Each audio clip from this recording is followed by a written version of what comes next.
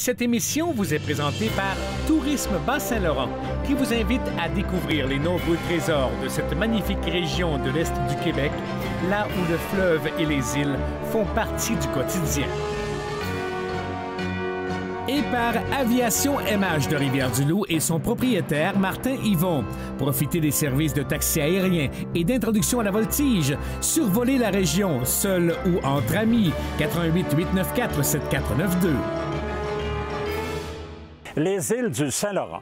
Nous les voyons chaque jour, mais les connaissons-nous vraiment? La majorité semble calme et abandonnée, alors qu'en fait, elles regorgent de vie, ont gardé leur caractère sauvage et sont des havres pour des milliers d'oiseaux. Dans les minutes qui vont suivre, je vous invite à découvrir avec moi ces îles au trésor.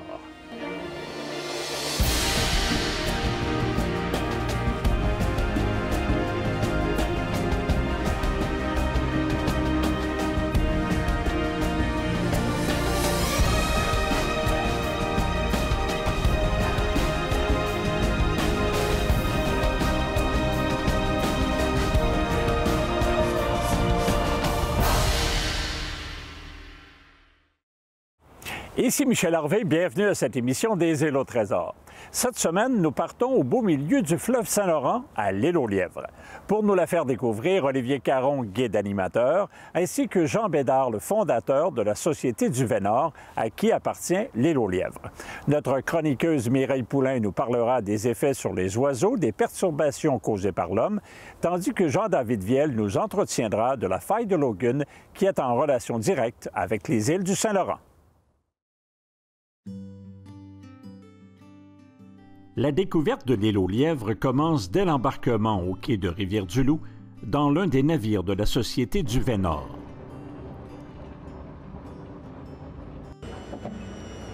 Au fur et à mesure que le bateau avance dans le majestueux fleuve Saint-Laurent, les passagers deviennent absorbés par le paysage environnant qui, quelquefois, réserve d'agréables surprises. On est traversé, puis il a fallu arrêter parce qu'il y avait des belugas tout le tour de nous autres, ça n'arrêtait pas, c'était... Elles sont du fatigant, ces belugas-là. Les belugas, évidemment, sont omniprésents dans le secteur. C'est une zone de pouponnière, entre guillemets. Là. Les femelles font l'élevage de leurs jeunes dans le secteur. Il y a des phoques aussi, phoques gris, phoques communs. On peut les observer au large autant que près des îles, sur les rochers. Mais au fait, d'où provient le nom du fleuve, le Saint-Laurent? On croit que c'est Jacques Cartier qui a donné le nom au fleuve. En fait, Cartier, lorsqu'il est arrivé en 1534 à Gaspé, il a rencontré des Iroquois qui étaient là.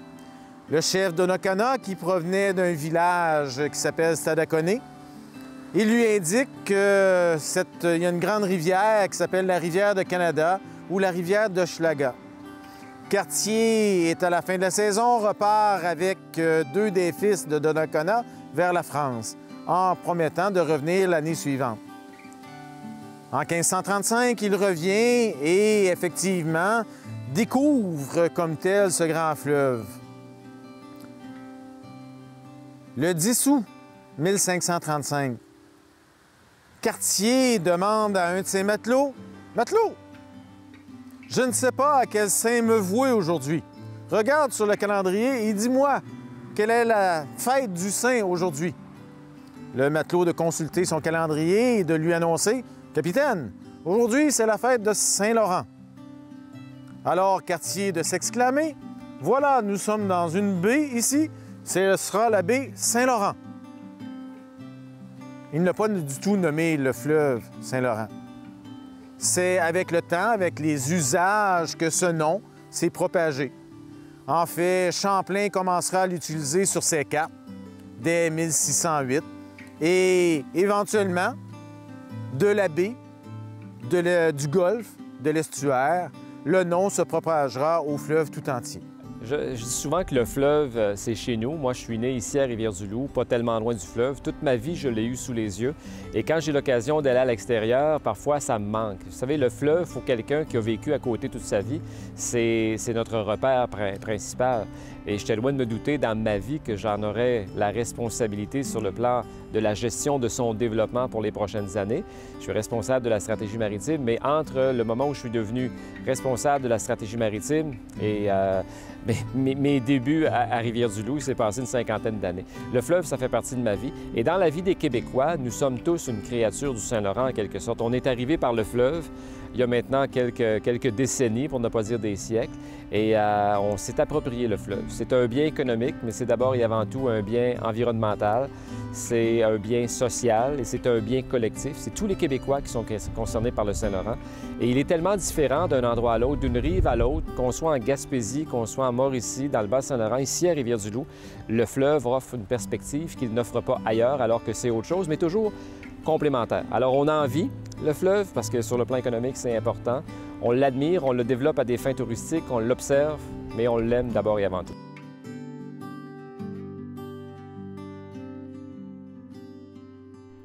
Olivier Caron s'intéresse aux îles du secteur ainsi qu'à la faune marine et ailée depuis son tout jeune âge. Il a même fait de la nature son métier. La nature m'a toujours intéressé. Dès le primaire, je faisais déjà de l'observation d'oiseaux. Ça m'a toujours intéressé. Et puis, finalement, j'ai fait des études au Cégep de la Pocatière en bioécologie. Donc, je suis un technicien en bioécologie, justement. Et Duvet-Nord, cette belle aventure pour moi a commencé pendant mes études. Donc, c'était un travail d'été. Et finalement, j'ai jamais décroché. Ça fait 6 ans que je travaille ici. Puis, la passion est toujours là. J'ai la piqûre. Le développement des îles de Duvet-Nord, incluant évidemment l'île aux lièvres, ne s'est pas fait du jour au lendemain et de n'importe quelle manière. Toutes les possibilités étudiées par Duvet-Nord devaient se faire en respectant les lieux.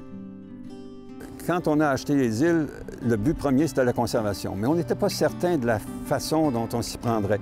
Et après quelques années, on s'est aperçu que d'abord, il y avait des coûts pour juste les conserver. Ça nous prenait... il faut de l'argent pour payer les taxes, il faut de l'argent pour avoir des assurances responsabilités, avoir des bateaux pour accéder au territoire et tout. Alors, on s'est dit, bien, la solution, le Duvet ne fournissait pas suffisamment d'argent. Alors, on s'est dit, on va faire une mise en valeur intelligente.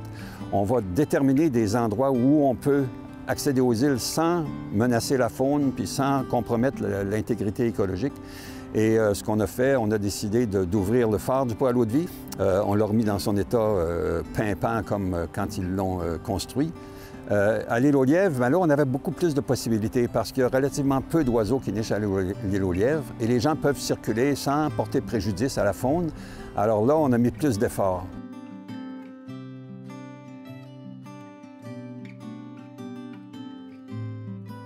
Mon plus beau souvenir, en fait, des îles ici, c'est leur découverte, finalement, parce que depuis que je suis tout jeune, que je les regarde de loin, puis ça m'intrigue, je me demande qu'est-ce qu'il y a sur ces îles-là.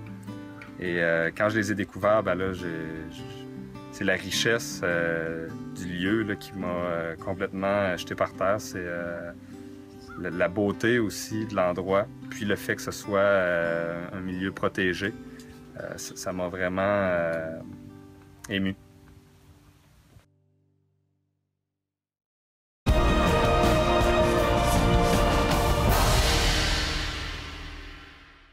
Je suis Jean-David Viel, bienvenue aux Échos du Large. Aujourd'hui, la faille de Logan, les îles du Saint-Laurent.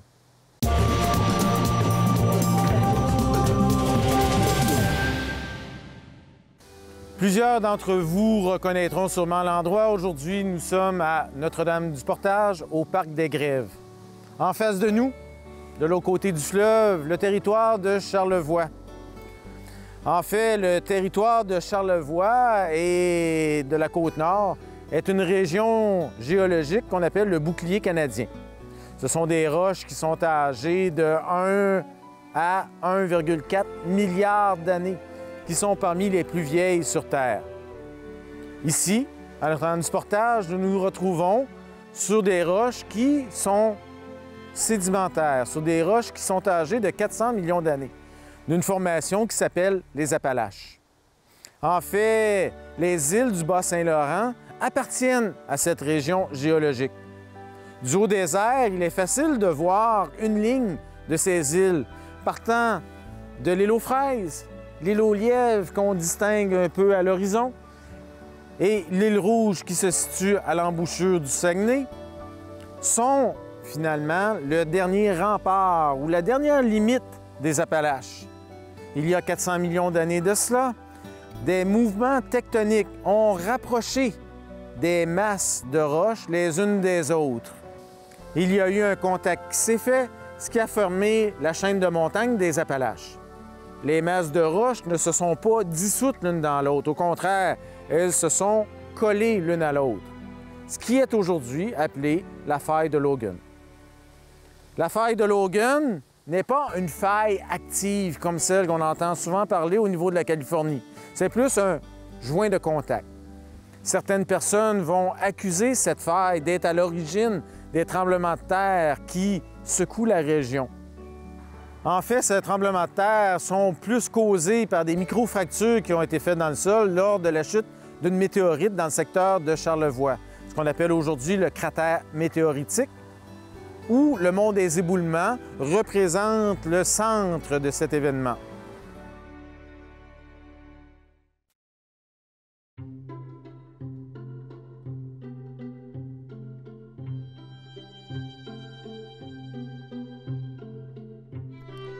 Dès que l'on met les pieds à l'île aux Lièvres, coupée du reste du monde, on comprend que notre séjour sera particulier.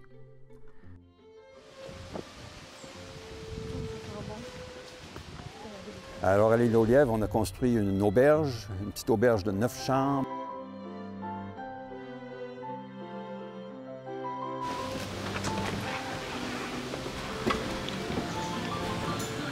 Marc, ici, c'est la salle à manger de l'auberge. Donc, nos clients qui viennent dans nos chambres d'auberge ici à l'île aux Lièvres, c'est la salle de rencontre, c'est la salle à manger qui leur est réservée seulement à eux.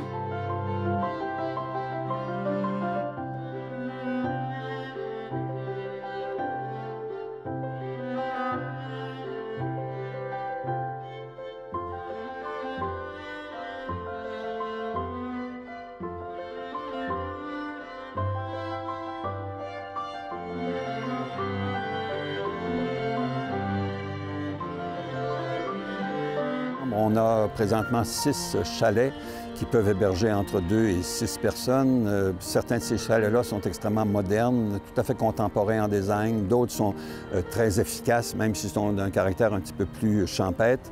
On a des projets pour agrandir encore, augmenter le nombre de chalets. On a une possibilité d'aller à 8, c'est dans les projets.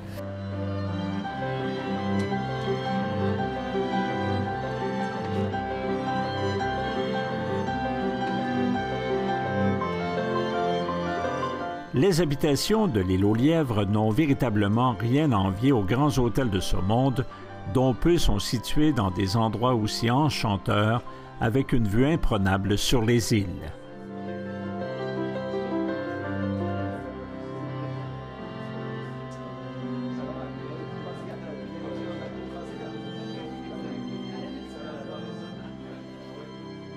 On a de l'eau potable sur l'île, on a un aqueduc, on a un système de production d'énergie qui est basé uniquement sur les énergies alternatives. On est presque 90% solaire. Alors, on est à la pointe, on est à l'avant-garde. Juste dans le cas de l'aqueduc, par exemple, étant donné qu'on a une population considérable, à l'occasion, on peut débarquer jusqu'à 80-100 personnes sur l'île dans une journée. Alors, on est obligé d'avoir un aqueduc qui est conforme aux normes les plus restrictives du ministère. Donc, on a installé cet été un aqueduc qui nous a coûté près de 50 000 $, mais notre eau est impeccable.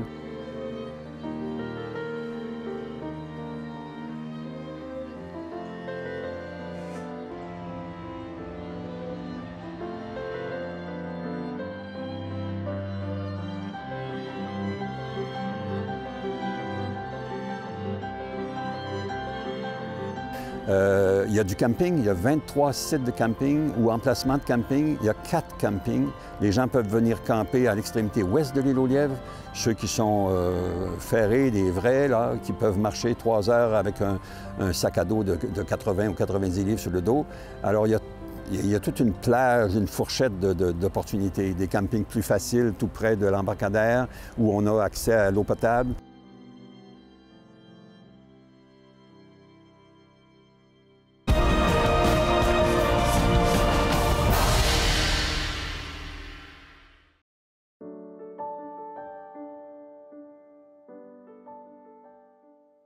Milieu demeuré à l'état sauvage et peuplé de centaines de lièvres, d'où son nom, l'île aux Lièvres n'en est pas moins moderne. Ici à l'île aux Lièvres, on est autonome en énergie grâce à nos panneaux solaires qu'on a derrière nous et une petite éolienne. Combler la demande de l'île aux Lièvres sans génératrice. Donc on a commencé depuis déjà plus d'une quinzaine d'années à trouver des solutions pour de l'énergie alternative. Et les meilleures solutions, les plus rentables, les plus efficaces, c'est les panneaux solaires. Donc maintenant, on en a 4 tours, on a 48 panneaux solaires sur l'île. Les îles ont toujours fait partie du paysage bas-laurentien. Aussi, leur passé est riche. Jean Bédard a voulu le faire découvrir grâce à une magnifique exposition présentée dans un espace commun de l'île aux Lièvres. Plusieurs d'entre elles remontent aux années 1917-1922 et sont absolument superbes. On voit des gens qui font de la navigation de plaisance au phare du Pont à l'Eau-de-Vie. Donc, il y a toute une histoire extrêmement intéressante. Il y a des histoires de chantiers aussi, chantiers forestiers sur l'île aux Lièvres dans les années 20, dans les années 50. Alors, je suis en train de rebâtir cette histoire-là. Je ne suis pas un historien, mais j'ai glané beaucoup d'éléments. Ici Mireille Poulain, aujourd'hui à la chronique Go Oiseaux, les perturbations induites par l'homme sur les îles et leurs effets sur les oiseaux.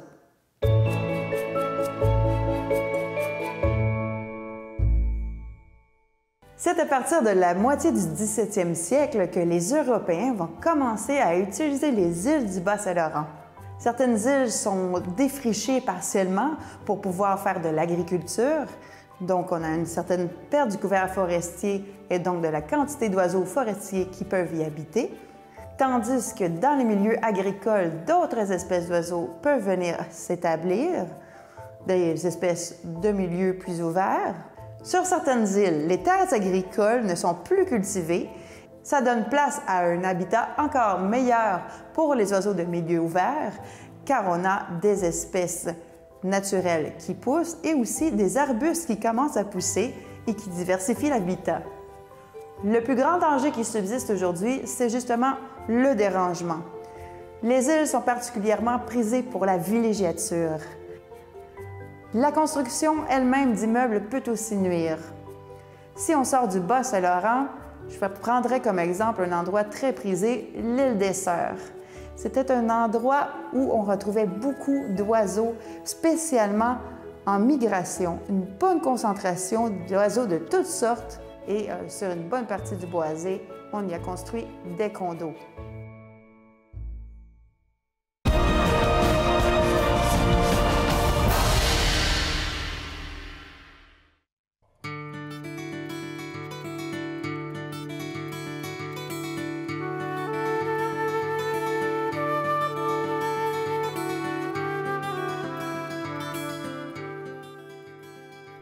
L'île aux Lièvres est l'un des rares endroits au monde où l'on peut se vanter qu'il n'y a rien à faire d'autre que de profiter de la vie avec ce qu'elle a de plus précieux, la nature, sa faune et sa flore.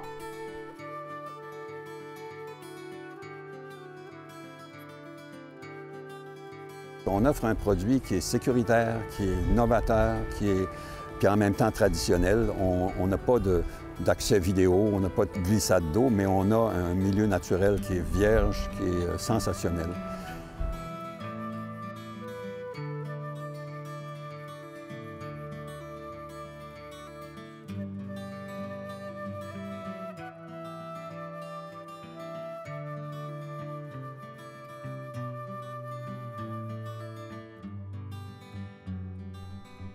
Les adeptes du camping sauvage ont l'embarras du choix.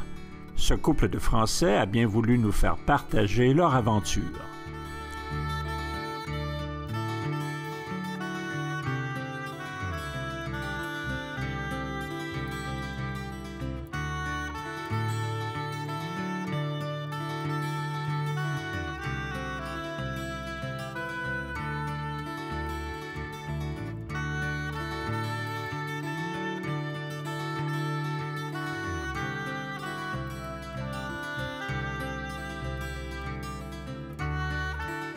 L'île aux Lièvres, qui est une plateforme extraordinaire pour explorer le fleuve, 30 km de littoral.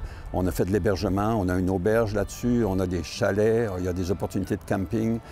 Donc on reçoit présentement entre 4 000 et 5 000 personnes par année qui découvrent les îles.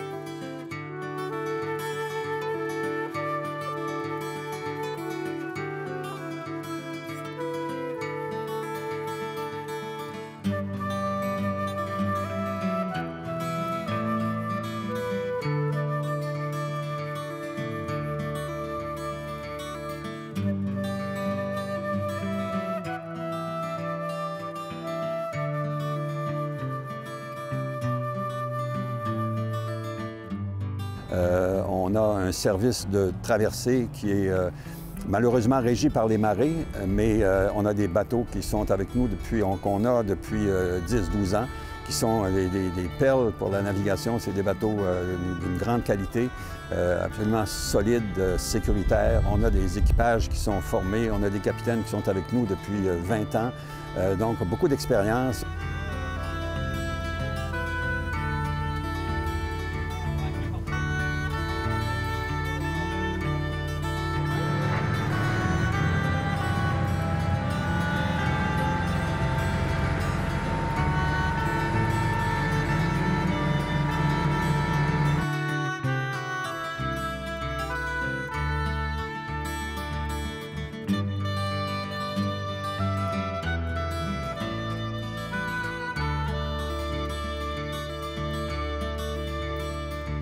Si vous voulez pleinement profiter de l'endroit, laissez votre téléphone intelligent à la maison.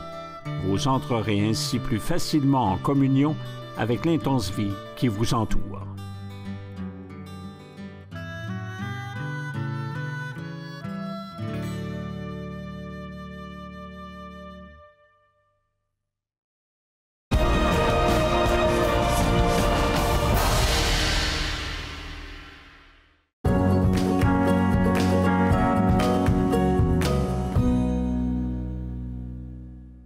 Je m'appelle Marc Larouche. On se fait vanter la couette à la pointe de Rivière-du-Loup en compagnie de Karine Lebel. Bonjour. Oui, effectivement. Bonjour, Marc. Tu nous parles aujourd'hui d'hébergements inusités dans la région. Oui, il y a d'autres types d'hébergements que des auberges et des gîtes. Par exemple, dormir dans un sous-marin, est-ce que ça t'intéresse? Ah ben oui, puis ça, c'est possible, je pense à la Pointe-au-Père. Oui, effectivement. Le site historique maritime de la Pointe-au-Père propose de passer une nuit comme un vrai sous-marinier à l'intérieur du sous-marin. Claustrophobe, s'abstenir, mais vous vivez vraiment une soirée comme eux, là, une alerte et tout ça, et ils vous servent le déjeuner le lendemain matin dans le sous-marin. On vit une alerte et tout ça, mais il ne faut pas avoir peur parce que tout le monde en ressort vivant. Oh oui, tout le monde en ressort et même content. Bien, Pointe-Égamouk Santé Plein Air nous offre ça cette année, c'est nouveau, dormir dans une bulle. Donc, vous avez un lit très confortable, une table et tout ça, et vous êtes dans une bulle, vous voyez à l'extérieur une bulle translucide dans son camping. Donc, vous pouvez avoir la vue sur le lac, le magnifique lac Pointe-Égamouk, et puis vous profitez en même temps de l'extérieur. On peut aussi séjourner dans une mini-maison. Oui, à Rimouski, le domaine Floravie vous offre 7 belles petites mini-maisons, tellement bien conçues qu'on a l'impression d'être dans une grande maison. Tout est à portée de main, tout est très bien pensé, tout est écologique également. C'est sur une magnifique pointe, à la pointe Santerre à Rimouski. Et vous avez le fleuve, le parc du Bic d'un côté et la forêt de l'autre côté. Donc, personne pour vous déranger. Magnifique temps pour vous ressourcer. La semaine prochaine, nous poursuivrons notre périple sur l'île aux Lièvres. Nous y ferons entre autres la visite de divers sentiers. Nos invités vous parleront aussi de l'archipel des Pèlerins, également propriété de Duvet-Nord. Ici Michel Harvey, merci d'avoir été des nôtres. À la semaine prochaine et bon vent.